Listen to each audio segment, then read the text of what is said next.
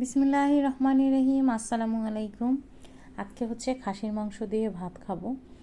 তো এই ব্যাপারটা সেটা না, যেটা আলাপ করতে আসলাম সেটা হচ্ছে আমার স্বামী অফিসে যাওয়ার আগে আমার জন্য এটা কেটে রেখে গেছে।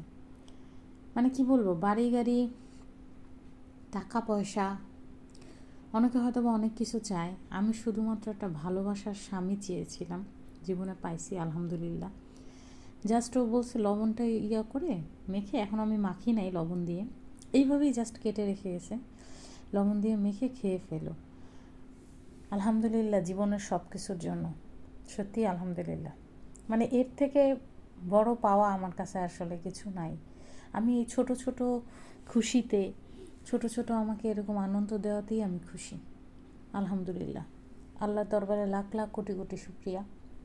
এমনিতেও আমি সবসময় স্বীকার করি আমার স্বামী হচ্ছে আল্লাহর দেয়া মানে শ্রেষ্ঠ উপহার আমার জীবনের।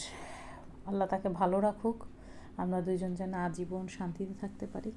আমিন। আল্লাহ হাফেজ।